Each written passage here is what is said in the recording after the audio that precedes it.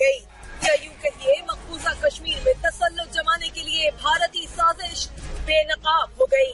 मकबूजा वादी को दिल्ली सरकार का गुलाम बनाए रखने के लिए क्या हरबे इस्तेमाल किए जाते हैं। बदनाम जमाना भारतीय खुफिया एजेंसी रॉ के साबिक सरबरा AS दुलत ने इल्जामात और एतराफात की पिटारी खोल दी। एतराफ इस बात का कि आजादी की राह में खून का नजराना देने वालों को पैसे से खरीदने की नाकाम और घटिया कोशिश की जाती रही। भारतीय खुफिया एजेंसियां बरसों तक कश्मीरी अस्करियत पसंदों, सियासी तंजीमों और सियासतदानों को रकूम अदा करती हैं।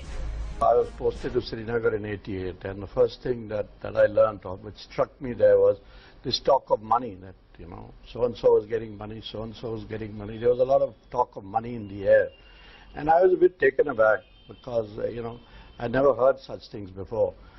And so obviously people were getting money, and I'm not the only one who's talked about it. This is not a news story. In any case, this is done all over the world. Why are we so surprised or shocked or scandalized by this?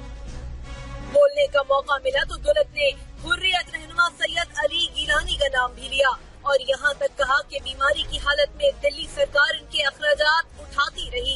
निशाना तो मुत्तहिदा जहाद council के सरबराह सैयद सलाहुद्दीन पर भी ताका कि वो आजादी की जद्दोजहद छोड़कर भारत जाना चाहते थे।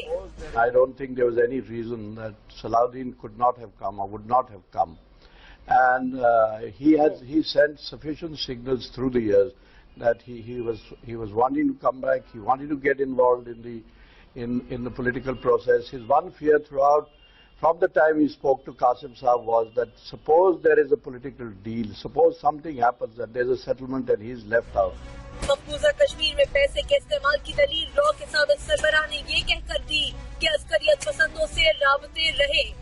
भारतीय इंटेलिजेंस हल्कों की तरफ से कश्मीर में रकम के इस्तेमाल का एतराफ पहली मर्तबा किया गया है, लेकिन इसके बावजूद कश्मीर में भी जद्दोजहद आजादी का जारी रहना बल्कि और ज्यादा शिद्दत अख्तियार करना इस बात का सबूत है कि भारत की तरफ से दौलत के लालच का हरबा गैर मौसर और नाकाम साबित हुआ।